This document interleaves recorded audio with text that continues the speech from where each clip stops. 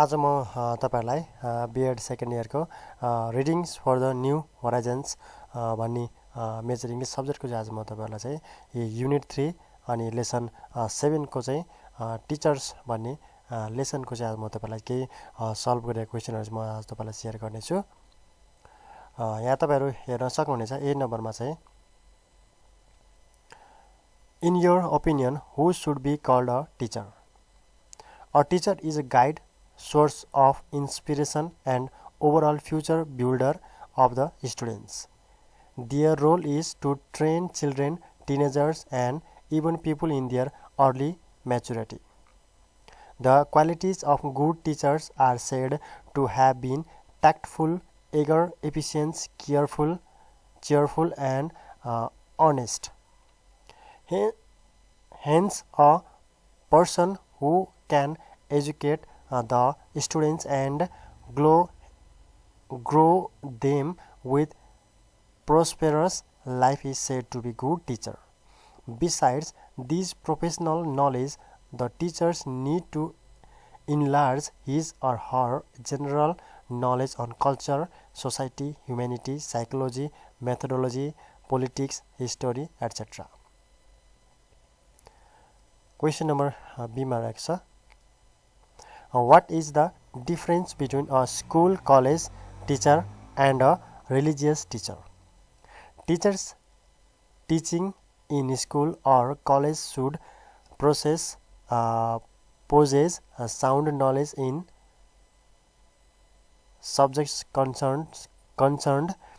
Besides, they should have knowledge over psychology, teaching methodology, culture, and social traditions.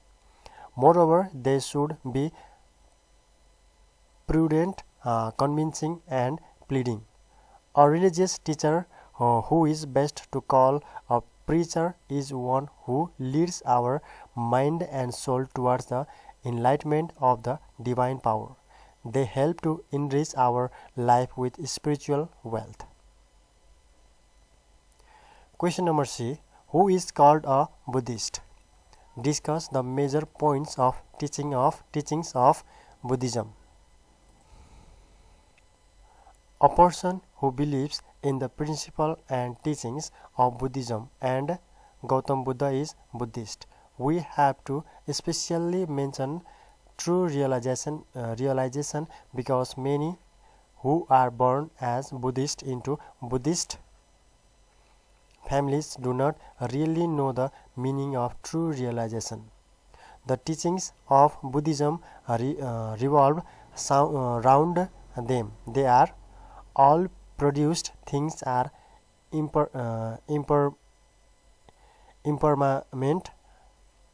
permanent. All contaminated things are suffering. All phenomena are empty and selfless. Nirvana is peace. Question number D. How did the speaker spend her time during house arrest? What benefit did she realize by practice meditation? The speaker spent her time doing meditation during her house arrest. He felt little frustrated in the beginning when she read Sweda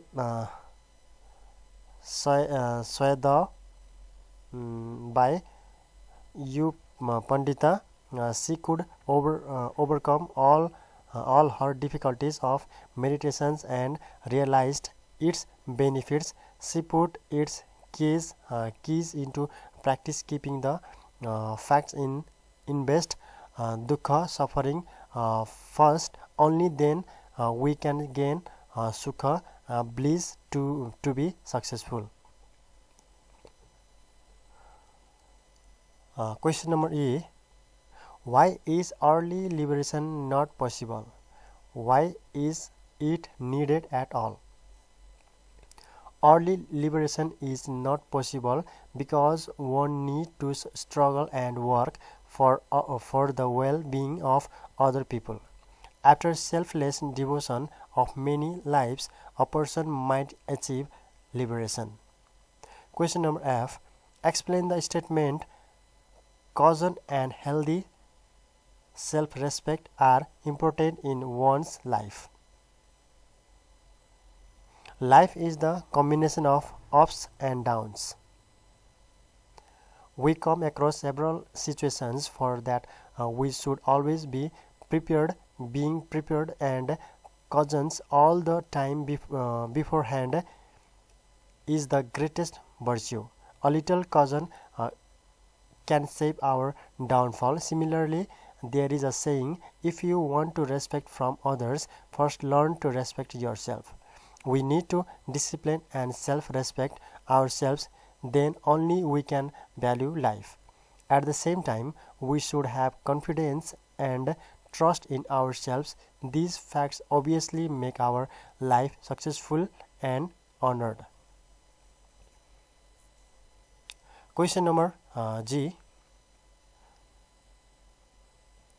How can an honest politician succeed as a leader according with Buddhism? Politician is the key person to fight for the rights and freedom of the people. However, they came across several ups and downs, face troubles and suffering while they struggle. It is the duty of politicians of struggle for these virtues. We must invest dukkha first. Only then we can gain sukha. Question number S. Write an essay on Buddhism in Nepal in about 200 words. Buddhism in Nepal. Buddha was born in Sakya Kingdom, which lies in Rupandehi district, Lumbini zone of the Nepal. 10.77% of Nepal's population practices Buddhism, consisting mainly of groups of Tibeto-Burman origin. Buddhist influences are evident in the culture of Nepal, owing to the fact that Buddha was born in a part of ancient India within the borders of present-day Nepal, and his clan Sakya moved to Kathmandu Valley and have incorporated into years. Nepal has a strong Buddhist background and has played a role in spread of Buddhism to Tibet. Nepalese Princess Bhrikuti played a significant role in the development of Buddhism in Tibet and Far East. Tibetan Buddhist architecture has long been influenced by Nepalese artists and sculptors like Araniko. The sacred Buddhism are mainly written in Ranjana scripts like the script of Nevars or scripts line Lansa, which are derived from Ranjana. In the Tibeto-Burman tribes, Tibetan Buddhism is the mostly widely practiced form. Newer variant of Vajrayana Buddhism and Theravada Buddhism. Many Buddhist groups are also influenced by Hinduism.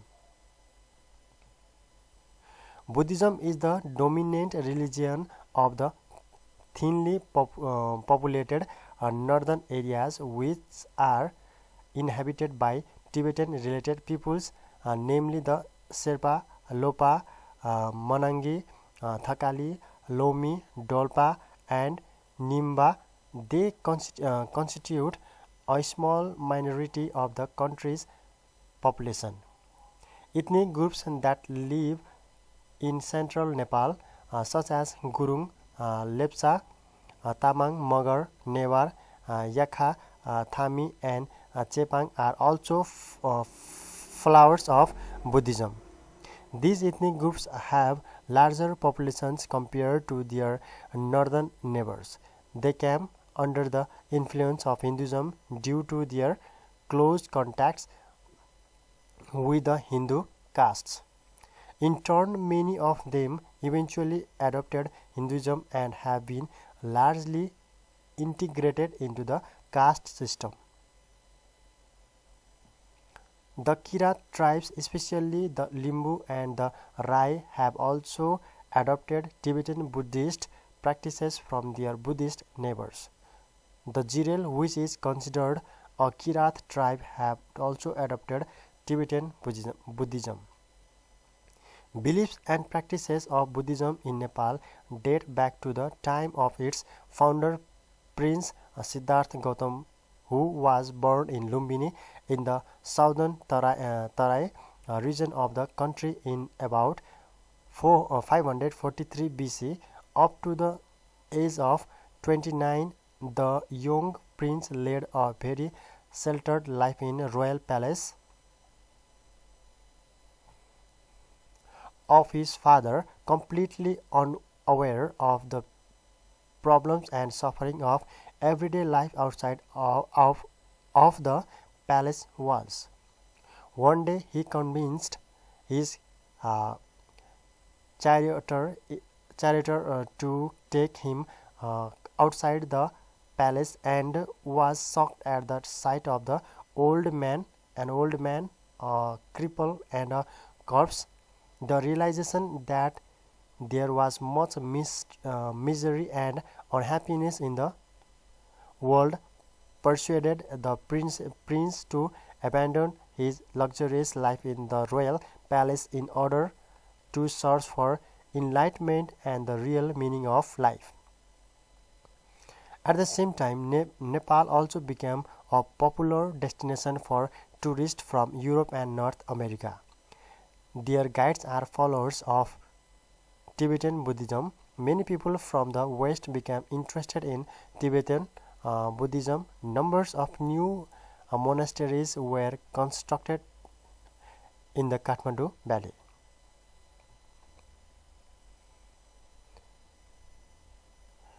Question number I. Discuss with your partner whether politics and religion can go together, keeping an eye to the opinions of Aung San Suu Kyi in thinking related to the practice of religion and politics hand on hand. Religions and politics go together. They seem similar in accordance to their foundation and principles. Political views get birth and rise above everyone. Even if one calls he or she does not have belief on religions, he truly has it is some extent. They just don't call it that. The basic assumptions of the people about world and humanity forms religions. There is a democratic system, but it has no values. It is politics without principles. It is politics without ethnic. It is in fact without morality, and has been imparting education without ethics. Ideology and morality are the greatest casualties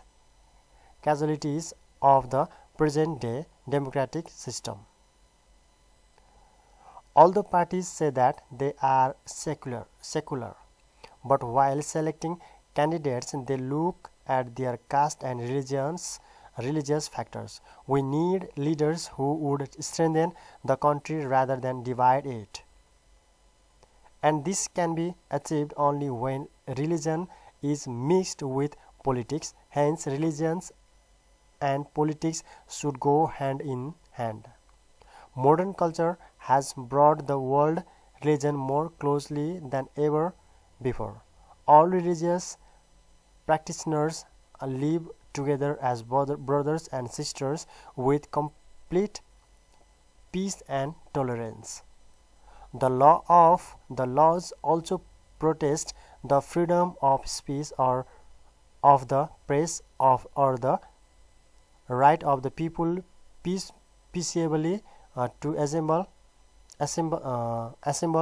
and to petition the government for a redress of grievance, grievances.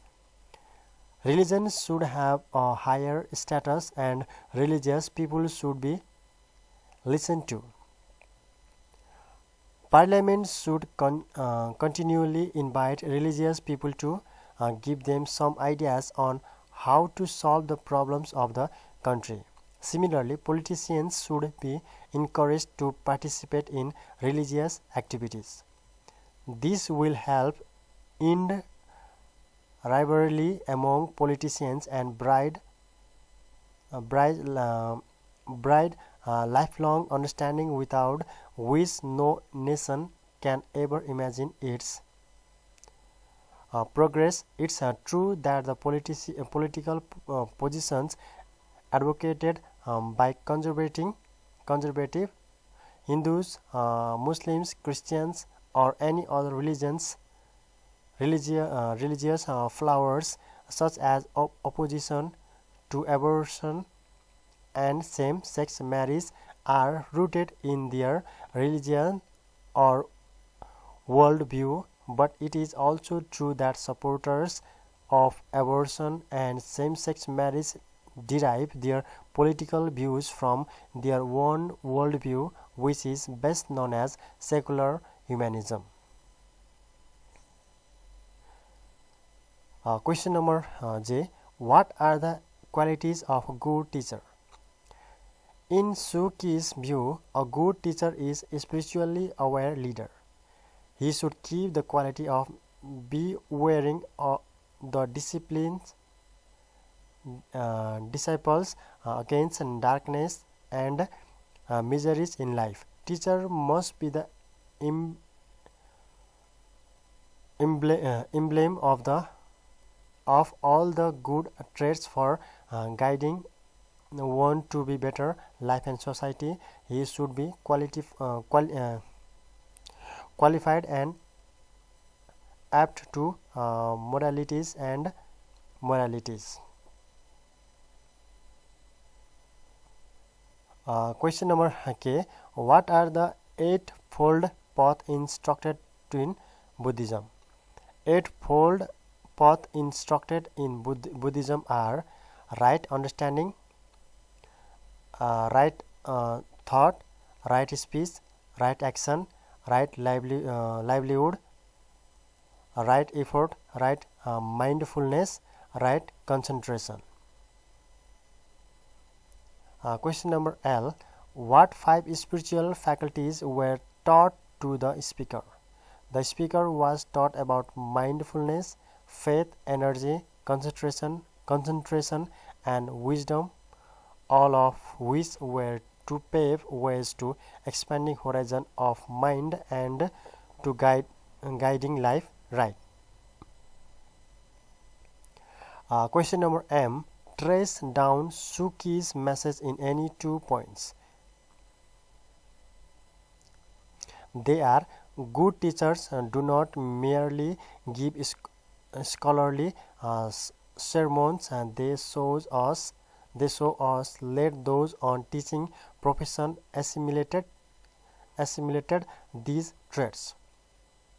Excessive faith without sufficient wisdom leads to blind faith, while excessive wisdom without sufficient faith leads to undesirable cunning. Let everyone be aware of these qualities, evaluating knowledge and practice.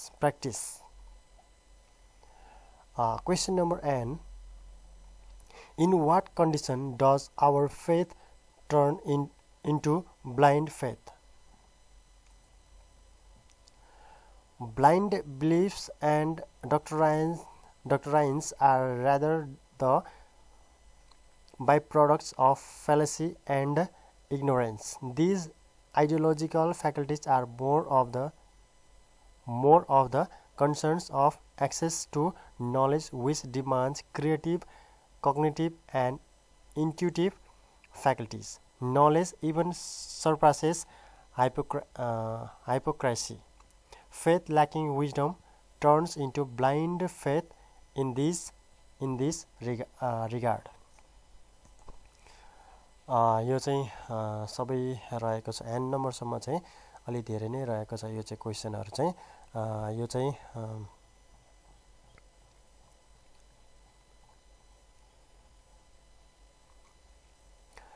Teachers lesson 7 को चाहिँ teachers भन्ने लेसनको चाहिँ यो सबै important क्वेसनहरु रहेका छन् यो क्वेसनहरु चाहिँ तपाईले चाहिँ